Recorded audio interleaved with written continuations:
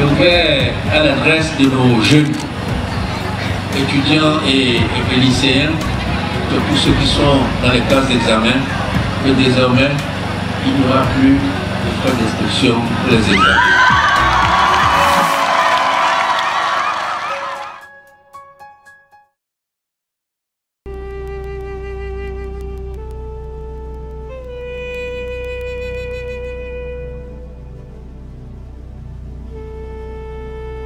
L'école et la République, deux termes indissolublement liés parce que l'un et l'autre sont synonymes de lumière, de vérité et du progrès.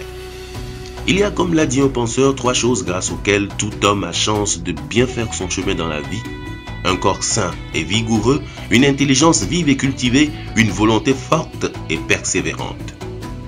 Eh bien, c'est l'école qui aide à acquérir ces qualités, l'école en tant que merveilleux instrument d'émancipation. Le Togo lui apporte une grande attention avec nombre de mesures. La toute dernière, la suppression des frais d'inscription aux examens scolaires rendus officiels et applicables. Naturellement, cette mesure sociale accroîtra les chances des apprenants d'achever leur parcours scolaire, soulagera les parents d'élèves des classes d'examen. C'est une bonne chose parce qu'à cause de ces frais, certains n'arrivent pas à se présenter aux examens. C'est à féliciter le gouvernement pour cette décision. Elle est vraiment sociale. Le Togo s'efforce de promouvoir une éducation de qualité. En 2021, 195,5 milliards de francs CFA seront dédiés au développement du système éducatif. Dans le secteur de l'éducation, un montant de 195,5 milliards de francs CFA, soit 25,1% de la dotation des ministères et institutions au titre du budget 2021 est allouée à ce secteur. En 2005, les ressources mises à disposition à l'éducation étaient de 25 milliards. Elles sont passées de 174 milliards en 2019, soit une multiplication par 7.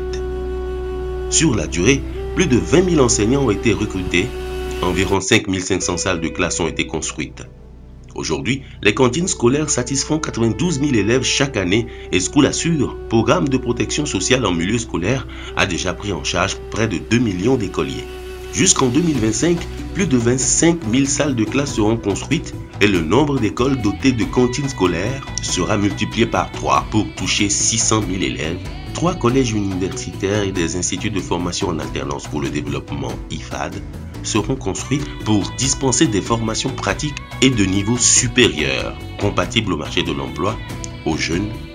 Les conditions de vie et de travail des enseignants seront améliorées, etc. N'est-il pas dans l'ordre des choses de s'interroger, même d'une façon générale, sur les faits et les actions accomplies afin de les apprécier et d'en tirer d'utiles enseignements pour le futur? La suppression des frais d'inscription aux examens était une promesse de campagne du président de la République en février dernier. Alors nous avons sous nos yeux des faits qui démontrent surabondamment à quel point les actes suivent les paroles.